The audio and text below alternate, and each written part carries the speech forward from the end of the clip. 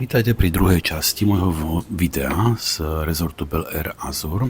Táto druhá časť sa bude odohrávať prevažne vo večerných hodinách, tak toľko snad len úvodom takýto večerný záber do ulic Hurgády. Toto nie je pred hotelom, to je myslím niekde na Sheratonke v meste. Ešte jeden záber, ako to vyzerá cez deň, keď vidíte z areálu hotela, pozriete sa vlastne von z dverí a z vchodu hotela, takéto niečo vidíte, proste obchodíky, ale tie uvidíte o chvíľočku počas večerných hodín. Prejdeme si to tak zľahka hore dole po ulici, aby ste mali predstavu, čo všetko je pred hotelom. Ideme na ulicu, čo nás čaká vonku. Otázka možno, ktorú si často mnohí kladú pri výbere hotela, čo sa dá robiť vonku, nakupovať a tak ďalej. Takže ideme von a pozrieme sa, čo tu je. No, a sme na ulici. Takže, hľaďme, čo tu je? Moje oko zazrelo. Lidl Market. Bol som v ňom pred 2 rokmi. Pozor, Lidl nemá nič spoločné s Lidlom, ktorý poznáte z našich končín. No a tu je kopec obchodov, tu pozriem na túto stranu. Takéto isté obchody idú aj naľavo, aj napravo. Ja do tých obchodníkov nepôjdem, lebo nemám rád tých otravných obchodníkov ako takých, ale tuto to vyzerá docela dobre, tá druhá strana vyzerá taká veselšia. Ja tam prejdem, keď nič nejde, takto sa chodí v Hurgáde, prechod, neprechod, niekde vás proste pustia. Tam bol nejaký prechod, ale to nevadí, ja prebehnem aj tu na šup a už sme na druhej strane. Počku som musel pobehnúť. Tu je lekáreň, mne som už raz nakupoval. Naľavo asi, tuto keď sa pozriete, tu naľavo, nad tým bielým autom vzadu, tu je Kleopatra bazár, kde kúpite za pevné ceny. Ale mám taký trošku, ako takú zvláštnu atmosféru, ten obchod prišiel taký chladný trochu atmosférou, ale ako nikto vás neťahá za rukáv, my friend, hello my friend, where are you from a tak ďalej. Žiadne takéto dristy, proste nikto na vás neskúša. Normálne si tam dojdete a kúpite si ako u nás v obchodoch. No tu vidíte, že koľko zbytočností dokáže turistický priemysel vygenerovať a koľko peňazí sa točí v nejakých takýchto obchodoch. Tuto ale cítim nejaký dym, niečo tu je nejaká voľná tyčinka, alebo čo tu je. Gift shop market. Samozrejme, exotické veci možno. Tuto ma zaujalo, tieto manga vyzerajú docela dobre, ale nebudem žiadne kupovať, lebo som pred večerou a čo by som s ním robil, možno pri odjazde by som za pár zobral so sebou, ale kam by som ich dal, možno, že niekde narvem do kufra, ktorý mám plný už teraz. Tu si môžete pozrieť futbalový zápas. No a už nejaký my friend ide po mne, takže ja radšej vychádzam preč a vzdialujem sa. A vidíme, že tu máme kabelky, všetko možno. Takže takáto nejaká obchodná ulica sa nachádza priamo pred hotelom.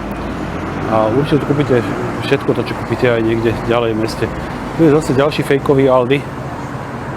Magnít. Samozrejme pre sovietských súdruhov. Ex-ZSSR krajiny, ktorí vedia čítať azbuku.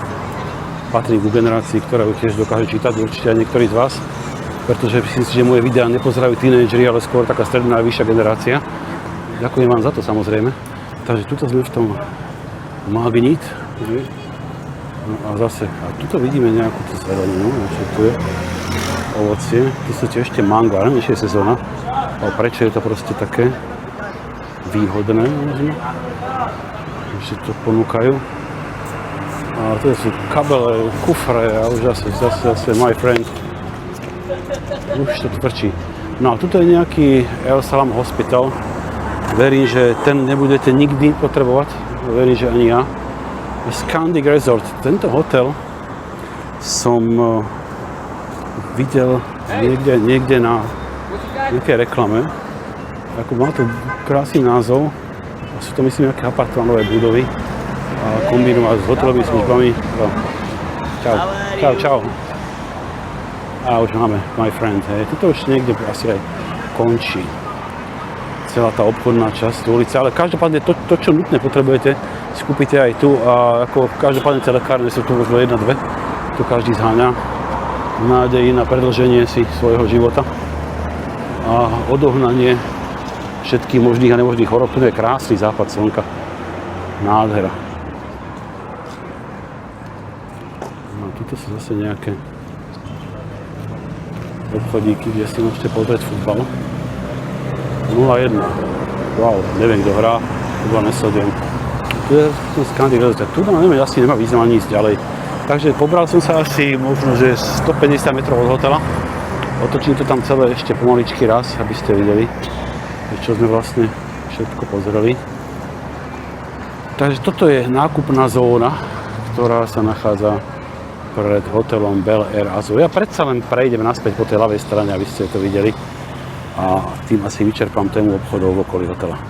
No ja som prešiel na druhú stranu a idem tu prebehnúť ešte tie obchodíky, ktoré som vám ukazoval, ktoré boli na druhej strane. A dúfam, že sa vrátim s celou rukou, že mi ju neutrhne nejaký dobrák, ktorý ma bude ťahať donútra. Hello my friend, my best friend, where are you from?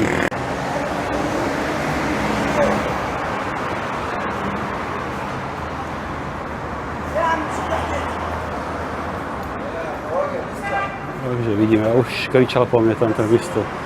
Ďalší. Mám ísť dnu? Chcete, aby som odšiel dnu? Nechcete to po mne. Nepôjdem. Ale urobíte si nejaký prehľad asi o tom, čo to tak je. Ale vážený, toto musím nazoomovať. A máme tu čo? Máme tu Kaufland. Takže hor sa do Kauflandu, no a tam končí môj nákupný túr dnešného večera. Tak a ide sa na večeru. Večera sa odohrávala vždy okolo bazéna, to som spomínal v prvej časti videa. A tu nás si prejdeme, to je taký zostrih asi z 2 večerí, ktoré som absolvoval priamo v areáli. Prejdeme si niektoré základné veci, aby ste mali predstavu, ako to tam vyzerá. To je hlavný pult, vlastne hlavná časť, taký ostrovček, kde sa poskytujú všetky jedlá počas večere. A tu vidíte, ako ľudia sedia pri bazéne. Treba prísť po 8 hodine, možno 8:30, ináč je tam dosť ľudí. Tu je kútik s talianskými, s rôznymi cestovinami, špagety a nejaké iné cestoviny. Tu boli, jeden večer ponúkali krabov, vyzeralo to veľmi efektne, ale moc to nešlo na odbyt, tiež som neochutnal. Vyzeralo to, že je tam naozaj málo mäsa. Len samé klepetá, ale ako bolo to trošku taká exotika, ktorú by ste mohli ochutnať. Tu je taký studený pultík s rôznymi, nejaká šunka, mäso a nejaké také závitky rôzne. Proste časť, ktorú si môžete, alebo časť jedla, ktoré si môžete dať v studenej forme. Tu nás sú arabské chleby a tieto rôzne také bruskety, akoby, kvázi bruskety. Akurát jediný problém možno bol, že už boli studené, nie je to ono, ako keď sú proste čerstvo, teple pripravené, ale keby ste prišli skôr na večeru, možno sa vám pošťastie budete ich jesť ešte za tepla. U nás sú koláčiky, tieto tmavo-hnedé, tie mi veľmi chutili, tie boli naozaj dobré. A vzadu na druhej strane sú také tie medové a tak, tie bežné asi, ktoré poznáte možno aj z iných rezortov. Ostatné sú dosť také farebné.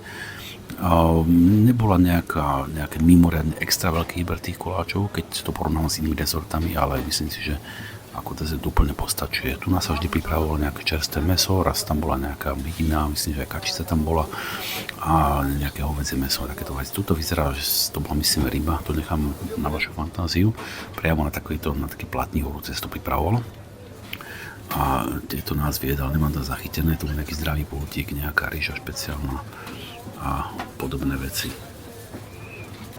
Tak ešte jednou a provždy, ako hovorí jeden populárny český učiteľ autoškoly, ešte raz sa pozrieme na Alibaba bazár, vedľa ktorého sa nachádza jedna z 2 à la carte reštaurácií, ktorú môžete navštíviť ako hostia hotelu Bel Air.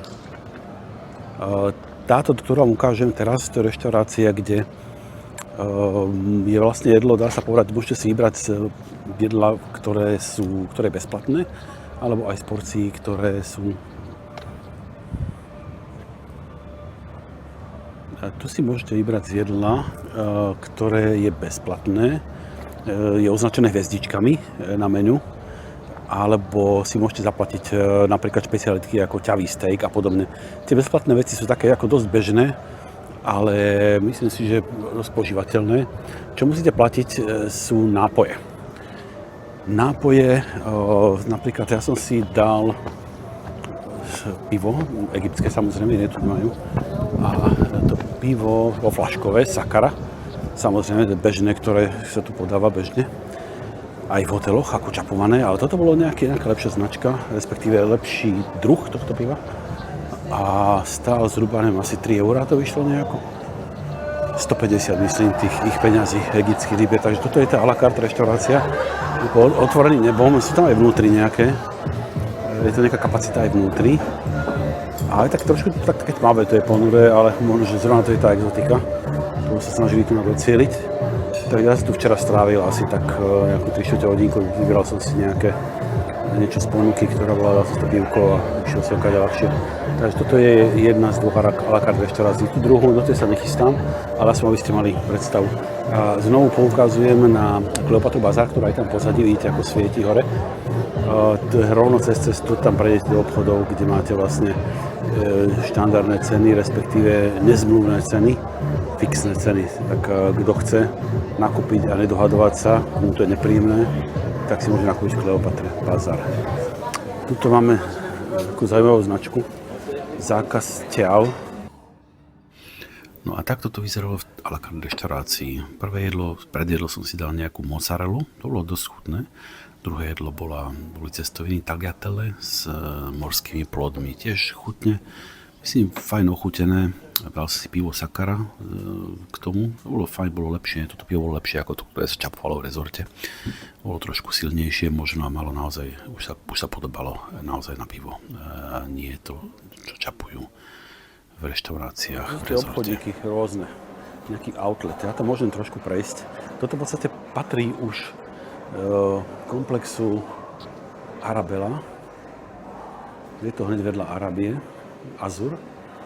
A tu je tu kopec bežných obchodíkov, ktoré môžete nájsť všade inde. Ale kto nechce kupovať, tak asi ako sem nezablúdi. Určite má význam ísť do mesta. Zoberte taxík za nejaké 2 € a pôjdete si vybrať niečo. Alebo prebehnete cez ulicu a pozrite si niečo, čo je na druhej strane. Obchodíky, ktoré som v nejakom ďalšom videu ukázal. Je to také trošku pusté, ja neviem, či tu vyžijú. Z tržieb, ktoré majú vyzerať, to tržby sú 0,0. Ale buďme optimisti. Ešte sa raz pozrieme tu na tento bazárik. Posledný pohľad. A ešte jeden kúk do à la carte reštaurácií. Tu je nejaké pódium, to som si ani nevšimol včera. A neviem, aké predstavenia sú, tu vyzerá, že asi žiadne. Ale teraz máme, koľko je 8:30 a práve začína show na našom pódiu v Bel Air, tak tam pôjdem pozrieť, čo tam bude za zábavku, skúsim nafilmovať. A neskôr je nejaké show aj v Arábii, Azur, tam je takéto divadlo väčšie. A tam je, myslím, to show na také trochu inej úrovni, ako to vyzerá fakt dosť dobre porovnaní teraz s tým, čo je Bel Air, to je také nejaké provizorium. Tuto je nejaký kočár, ktorý určite nepatril Márii Terézii, že? A toľko k tejto časti hotela Arabela Azur. A celý komplex Arabela vlastne je tu napravený. To je dosť veľký komplex a ako dosť rozsiahlý, také budovy s takými kopulkami, dosť štýlové, orientálne, ale už som to mal na nejakom videu, tak si môžete pozrieť začiatok, kde som to prvý deň obchádzal. Tak ideme pozrieť show, poďme na to. Toto je presne, čo som hovoril, že to bude vidieť z môjho balkóna. Teraz to som ešte neskúšal, ale rátam, že to nebude do hlbokej noci, predtým, že to len nejaká takáto showka krátka. No a tu sú ďalšie nejaké zábery z animačných programov, nejaké kvázi latino. No, tie isté tanečníčky a tanečníci tu nám predvádzajú nejaké africké tance. Tak to bola tá bežná zábava počas večerov. Nevidel som všetky večery, lebo nemal som chuť vždycky tráviť tu na čas. Ladies and gentlemen, does anybody else want to have tickets before we start? Anyone? If you want to have tickets, put your hands up. Ja to vyzerá na nejakú tombolu. You want to have? I send you the animation direct. Všetci sa trávajú, aby si kúpili lístky o tomboli, všetci znudení, listujú v telefónoch, hrabú sa v tom, lebo Wi-Fi na to šlape. Parádne. No a túto časť si vždycky v rezotu rád pozriem, to je také možno niečo zaujímavejšie, kvázi autentické, tento tanec egyptský, efektný so svetlami, to je vždycky, myslím, niečo, čo stojí za to pozrieť si. No ten tančík potom zišiel medzi ľudí a pobehoval tu na reštaurácii, krútil to tu nad hlavou ako cesto na pizzu. A chodil tam okolo a trošku robil náladičku. Tak myslím, že to bolo docela fajn.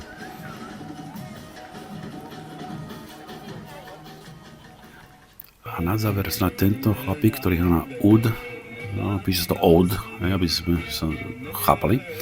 To bolo také autentické nejaké dielko a to sa mi docela pozdávalo. Myslím, že to bolo asi lepšie z tých zábavných programov. A nakoniec kúsok z divadla v Arabii Azur. Tam je trošku také vo väčšom to show robené, takže snáď toto je jedna časť animáčneho večera. Tam bolo každý večer nejaké predstavenie v divadelku, takže to si môžete tiež pozrieť, keď budete v hoteli. 22:17. Ideme sa pozrieť, čo sa deje na balkóne. Božský relax. No teda, však je len 10 hodín, 10:45. Pohoda, ne? A je nedeľa. Že by práve preto? Neviem. Toto trošku ako včera. Včera bol o 10:00 kľud, som sa vydešoval, že super, nočný kľud. A neudete tomu, pretože nemáte izbu na druhú stranu, všetky izby sú sem k bazénu. A jediná šanca je ísť do izby a zatvoriť sa. Keď sa zatvoríte, tak nebudete mať signál Wi-Fi. Ale vyzerá, že to týpek ide stlmiť, možno to ide už aj vypnúť, takže OK. 4:35 ráno, každodenný spev.